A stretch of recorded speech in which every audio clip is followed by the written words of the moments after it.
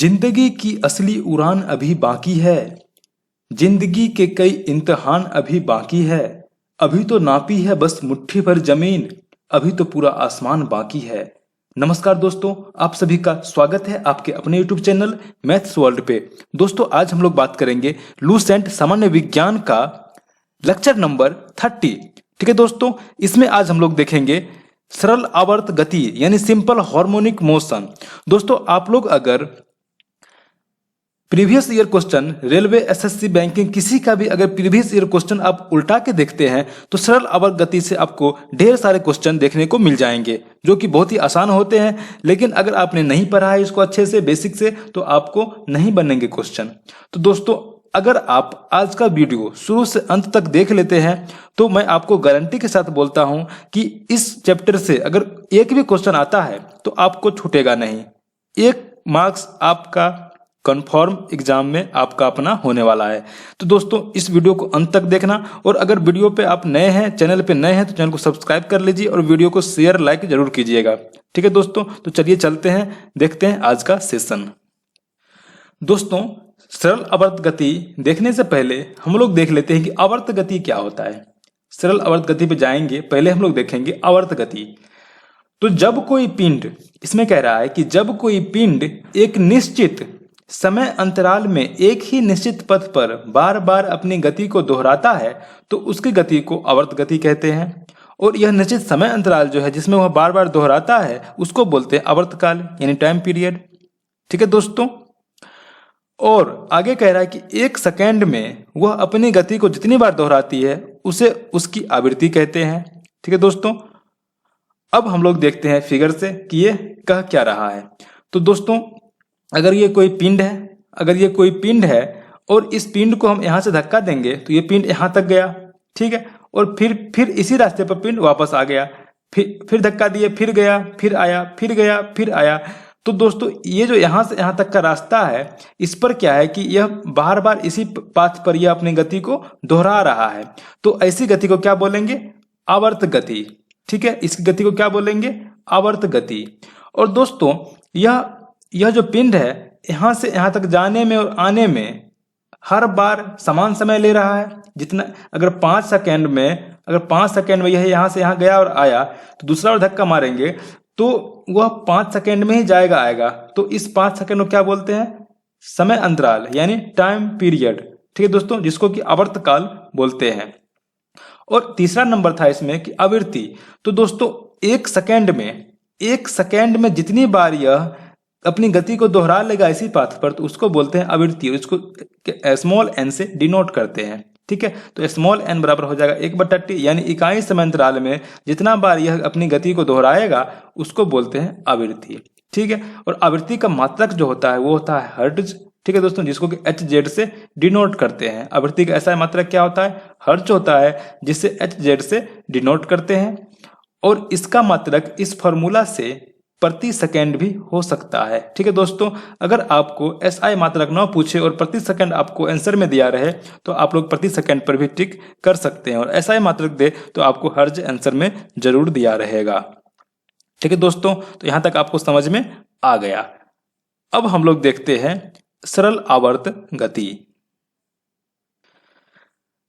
आवर्त गति दोस्तों आप लोग समझ में आ गया। अब हम लोग देखेंगे सरल आवर्त गति। सरल आवर्त गति क्या होती है? यदि कोई वस्तु एक सरल रेखा पर मध्यमान स्थिति यानी मीन पोजीशन के इधर उधर इस प्रकार की गति करे कि वस्तु का त्वरण जो है सो मध्यमान की स्थिति से वस्तु के विस्थापन के अनुक्रमानुपाती यानी समानुपाती तथा त्वरण की दिशा मध्यमान स्थिति की ओर हो तो उसकी गति को सरल आवर्त गति कहते हैं। जैसे दोस्तों अगर हम किसी पिंड को एक धागा से बांध करके इसको लटका दे यहाँ से लेकर यहाँ तक, ठीक है, धागा से बांध करके लटका दे और इस पिंड को हम लोग यहाँ पर ला करके यहाँ से उठा के यहाँ लाए पिंड को, और इस पिंड को यहाँ से हम छोड़ देंगे तो पिंड क्या होगा? ये यहाँ से यहाँ तक जाएगा, ठीक है, यहाँ आएगा। ये पिंड कहाँ तक जाएगा? यहाँ तक जाएगा। और फिर ये पिंड यहाँ आने के बाद रुक जाएगा, यहाँ आने का रुकेगा, फिर बैक आएगा यहाँ से यहाँ जाएगा, फिर यहाँ रुकेगा, फिर बैक यहाँ जाएगा। ठीक है, तो इसमें कह रहा है कि यदि कोई वस्तु एक सरल रेखा पर मध्यमान स्थिति, दोस्तों इस पोजीशन को क्या बोलते हैं, बीच वाले पोजीशन को मध्यमान, ठीक है, मध्यमान स्थिति। तो इसमें कह रहा है कि यदि कोई वस्तु एक सरल रेखा पर मध्यमान स्थिति के इधर उधर इस प्रकार गति करे कि वस्तु का त्वरण मध्यमान स्थिति से वस्तु के विस्थापन के अनुक्रमानुपाती हो तथा त्वरण की दिशा मध्यमान स्थिति की ओर हो। अब दोस्तों आपको देखने से लग रहा है कि अगर हम किसी पिंड को यहाँ लाके छोड़ेंगे तो पिंड का वेग बढ़ेगा। अगर यहाँ पर v 0 है, यहाँ पर वेग 0 है तो वेग बढ़ेगा, और मध्यमान स्थिति पर इसका वेग क्या हो जाएगा, मैक्सिमम हो जाएगा, ठीक है। मध्यमान स्थिति पर वेग मैक्सिमम होगा, फिर जैसे ही इससे मध्यमान से आगे बढ़ेगा फिर इसका वेग घटते जाएगा, फिर यहाँ पर आके क्या हो जाएगा, वेग 0 हो जाएगा, यहाँ पर रुक जाएगा और फिर वस्तु पीछे आएगा, ठीक है। तो दोस्तों यहाँ पर क्या लग रहा है आपको कि जैसे वेग बढ़ रहा है तो पॉजिटिव एक्सेलरेशन होगा, और वेग घट रहा है तो नेगेटिव एक्सेलरेशन होगा। यानी वेग बढ़ रहा है धनात्मक त्वरण होगा और वेग घट रहा है तो ऋणात्मक त्वरण होगा। और अगर यहाँ पर वस्तु को हम छोड़ेंगे तो वस्तु इधर जा रही है मध्यमान स्थिति की ओर, और वेग बढ़ रहा है यानी त्वरण जो है मध्यमान स्थिति की ओर है, और अगर मध्यमान स्थिति से आगे बढ़ जाए तो वस्तु का वेग घट रहा है यानी त्वरण पीछे की तरफ लग रहा है, तो अभी मध्यमान स्थिति को त्वरण लगेगा, ठीक है। अगर यहाँ भी त्वरण आगे की तरफ, वहां त्वरण पीछे की तरफ लगता है, ठीक है। तो वही कह रहा है दोस्तों कि वस्तु का त्वरण जो है सो मध्यमान स्थिति से वस्तु के विस्थापन के अनुक्रमानुपाती हो तथा त्वरण की दिशा मध्यमान स्थिति की ओर हो। अब दोस्तों जो ये मध्यमान स्थिति है तो यहां से जितना दूर जाएंगे वही विस्थापन होगा, तो जैसे ही दूर जाएंगे तो त्वरण का क्या मान हो जाएगा, बढ़ते जाएगा, और लास्ट में क्या होगा, वस्तु को रोक देगा, ठीक है। तो उसकी गति को क्या कहते हैं, सरल आवर्त गति कहते हैं। अब आगे हम लोग देखते हैं आगे इसमें क्या कह रहा है। आगे दोस्तों दिया हुआ है इसमें सरल आवर्त गति की विशेषता। अब ये जो गति है दोस्तों इसकी क्या क्या विशेषता हो सकती है, तो एक नंबर में कह रहा है कि सरल आवर्त गति करने वाले कण जब अपनी मध्यमान स्थिति से गुजरता है, यानी ये जो वस्तु है, ये जो पिंड है, ये जब वह मध्यमान स्थिति पर होता है तो उसकी क्या क्या विशेषताएं होती है। तो ए नंबर में कह रहा है उस पर कोई बल कार्य नहीं करता है। जब वस्तु मध्यमान स्थिति में होती है तो इस पर जो बल होता है वो क्या होता है, शून्य होता है, इस पर कोई बल कार्य नहीं करता है। उसका त्वरण शून्य होता है, उसका त्वरण यहां से बढ़ते जाएगा, यहाँ पर क्या होता है, आके त्वरण शून्य हो जाता है, ठीक है दोस्तों। यानी यहां पर ए बराबर क्या हो जाएगा, 0 हो जाएगा। अब आगे कह रहा है कि वेग क्या होता है, अधिकतम होता है। जैसे यहां से स्टार्ट हुआ चलना, अब यहां से स्टार्ट हुआ चलना तो यहाँ अगर वेग मैक्सिमम हो जाएगा, फिर यहाँ से घटना स्टार्ट हो जाएगा, यहाँ के रुकेगा तो यहाँ पर भी क्या हो जाएगा, मैक्सिमम हो जाएगा। मध्यमान स्थिति में भी क्या हो जाएगा, अधिकतम हो जाएगा। अब भी अधिकतम है दोस्तों, तो भी अधिकतम है तो गतिज ऊर्जा भी अधिकतम होगी, ठीक है, क्योंकि भी पर डिपेंड करती है गतिज ऊर्जा, ठीक है। अब स्थितिज ऊर्जा न्यूनतम होगी, क्योंकि यहाँ पर अगर दोस्तों यहाँ से इसकी हाइट h है और इसकी भी हाइट h है तो यहाँ पर हाइट 0 होगा, और हाइट 0 होगा तो स्थितिज ऊर्जा 0 होगी, क्योंकि Pe बराबर होता है mgh, जहाँ पर h हाइट है, हाइट 0 हो जाए तो पूरा 0, यानी ये हो जाएगा 0, ठीक है दोस्तों। यहाँ तक समझ में आया।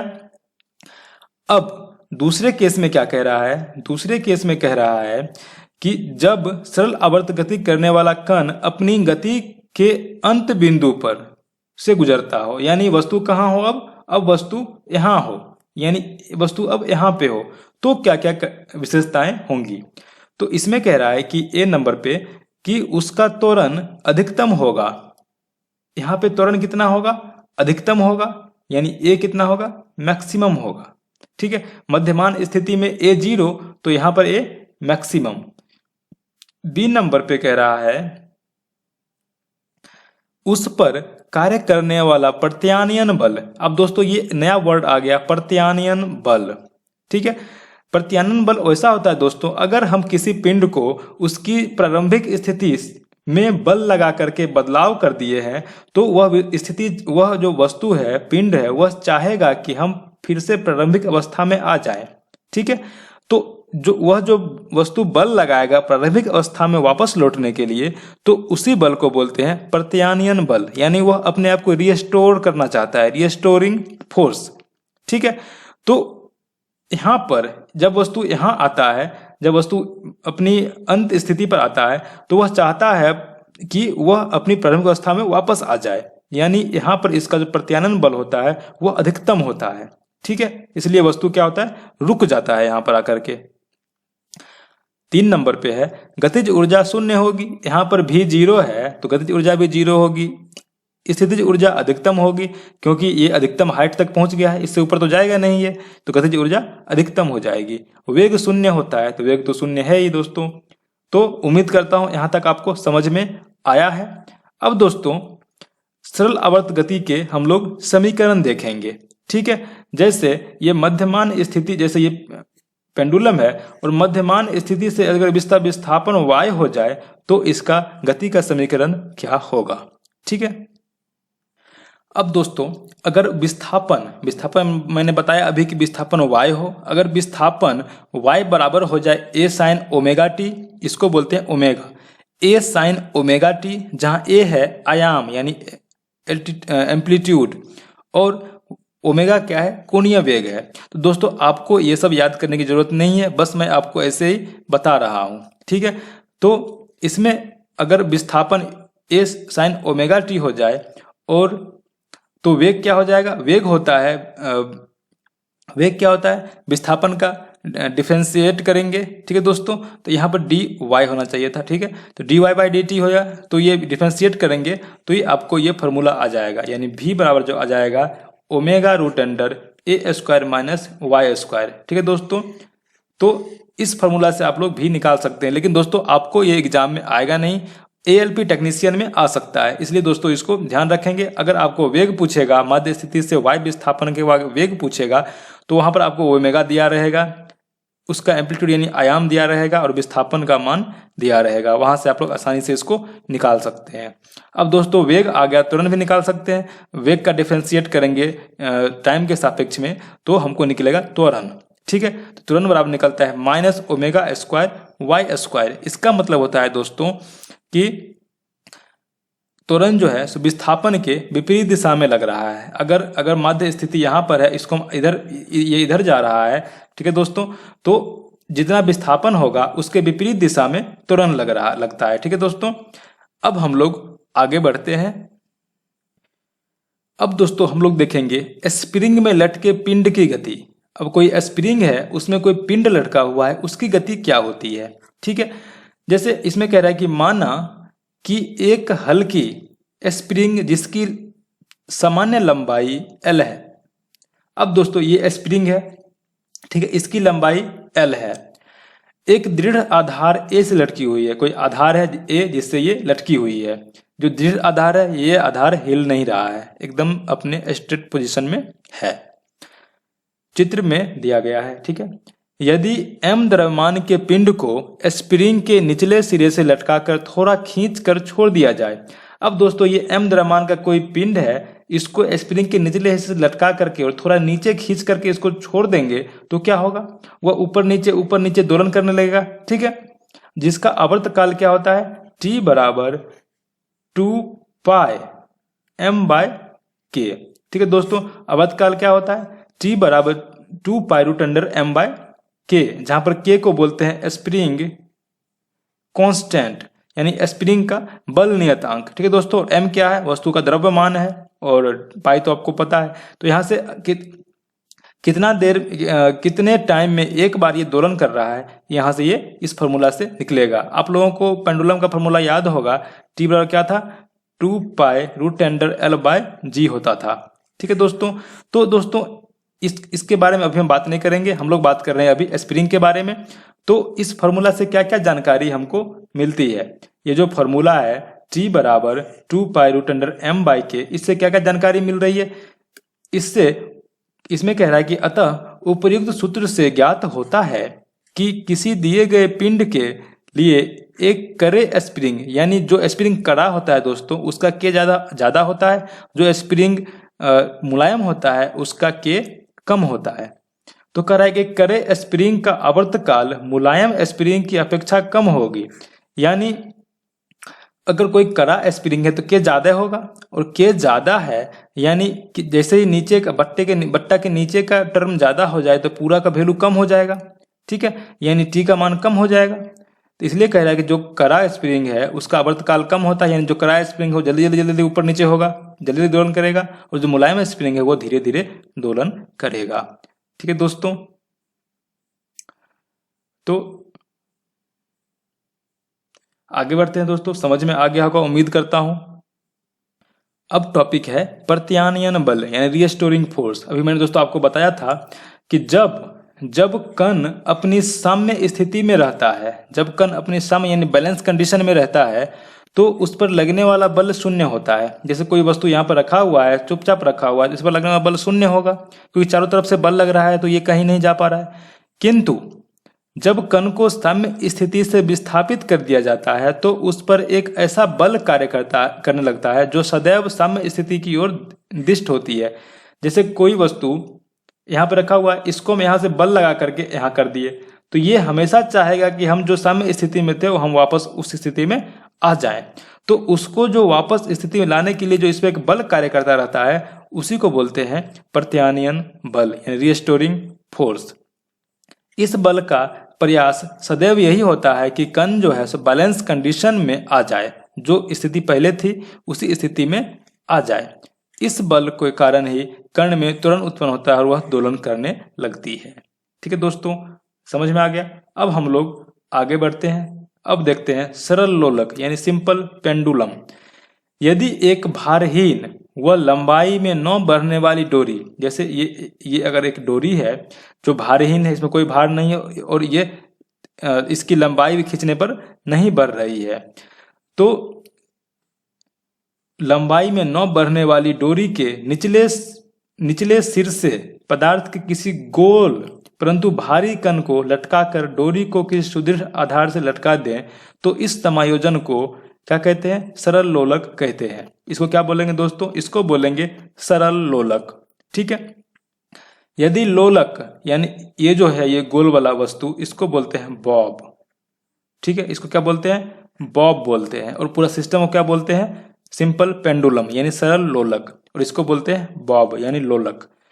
यदि लोलक को साम्य स्थिति से थोड़ा विस्थापित करके छोड़ दें, अब लोलक यहाँ था, अब इसको अगर हम थोड़ा सा विस्थापित करके यहाँ ले आए, ठीक है, अब इसको हम क्या कर दिए, यहाँ से छोड़ देंगे तो वस्तु कहाँ जाएगा? वस्तु यहाँ से लेकर यहाँ आएगा कहीं पर। ठीक है, कहीं यहाँ तक आएगा। तो कह रहा है कि यदि लोलक को साम्य स्थिति से थोड़ा विस्थापित करके छोड़ दें तो इसकी गति सरल आवर्त गति होती है। यदि डोरी की प्रभावी लंबाई L हो, अगर इस डोरी की लंबाई L हो तो वह गुरुत्वीय त्वरण G हो, इस पर जो नीचे तरफ त्वरण लग रहा है अगर वह G हो तो सरल लोलक का आवर्त काल जो होता है T बराबर क्या होता है? 2π√L/G। क्या होता है दोस्तों? 2π√L/G। और स्प्रिंग का क्या होता था? T बराबर 2π√M/K।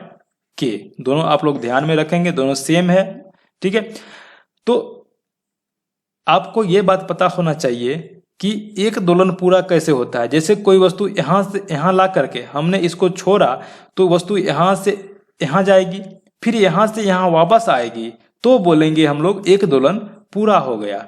ठीक है, ऐसा न कि यहां से यहां गया तो एक दोलन हो गया, ऐसा नहीं है। जहां से गया वहां पे वापस आने में जो समय लगता है उसको बोलते हैं आवर्तकाल, और वह एक दोलन होता है।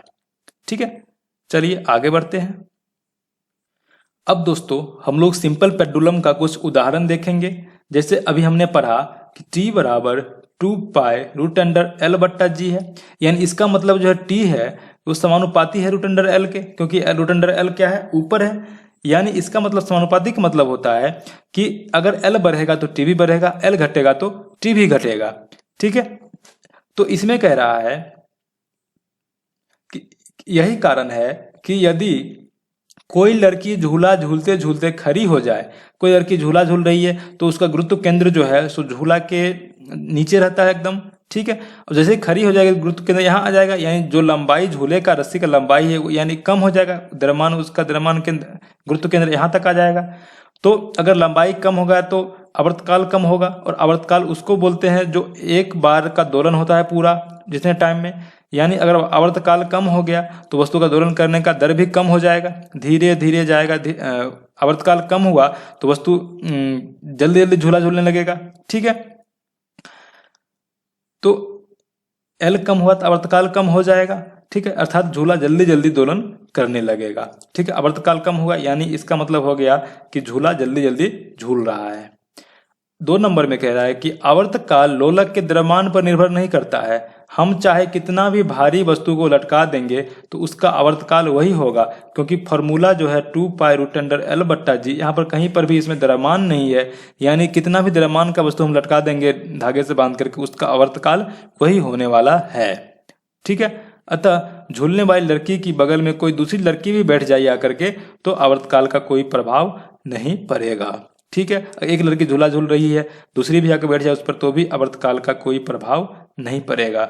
अब दोस्तों टी डायरेक्टली प्रोपोर्शनल है एल बट्टा जी का, या टी समानुपाती है एल बट्टा जी का, यानी किसी लोलक की घड़ी को पृथ्वी तल से ऊपर या नीचे ले जाया जाए तो घड़ी का आवर्तकाल बढ़ जाता है। क्यों बढ़ जाता है? क्योंकि जी का मान जो है सो कम हो जाता है, इसलिए घड़ी का आवर्तकाल बढ़ जाता है, क्योंकि ये इन्वर्सली प्रोपोर्शनल है, ठीक है। जी जो है व्युत्क्रमानुपाती है, नीचे है, तो ये अगर घटता है तो पूरा टर्म बढ़ेगा यानी आवर्तकाल बढ़ेगा। और आवर्तकाल बढ़ने का मतलब होगा दोस्तों कि जो पेंडुलम यहाँ से यहाँ जाने में 5 सेकंड लेता था अब लेता है 10 सेकंड, यानी यह धीरे धीरे धीरे जाएगा, धीरे धीरे धीरे आएगा, यानी पेंडुलम क्या हो जाएगा? स्लो हो जाएगा, धीरे धीरे चलने लगेगा। तो दोस्तों वही कह रहा है कि आवर्तकाल बढ़ जाता है, अर्थात घड़ी सुस्त हो जाती है, क्योंकि पृथ्वी तल से ऊपर या नीचे जाने पर जी का मान कम होता है।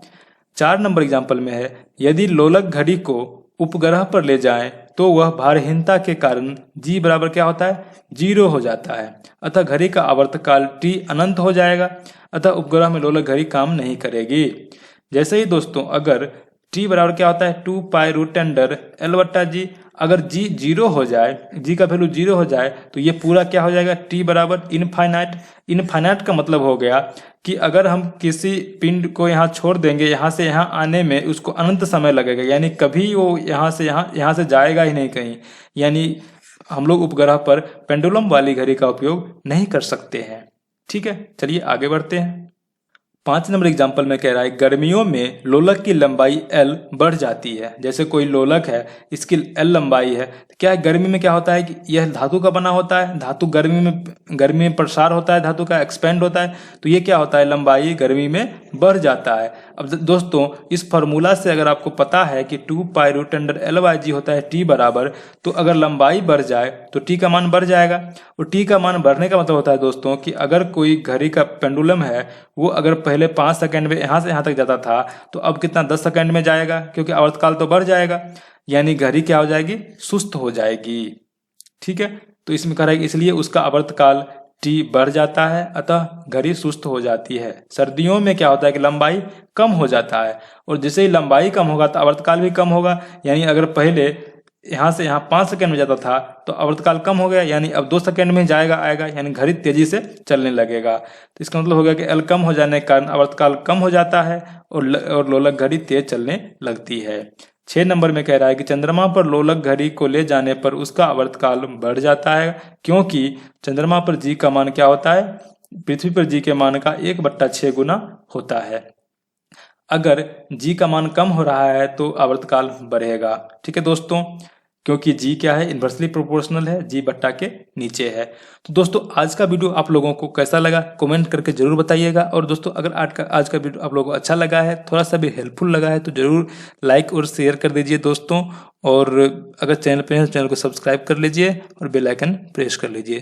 तो दोस्तों आज के लिए बस इतना ही, फिर मिलते हैं नेक्स्ट सेशन में नए वीडियो के साथ। तब तक के लिए मस्त रहिए, स्वस्थ रहिए, व्यस्त रहिए और अपना पढ़ाई जारी रखिए। Good bye.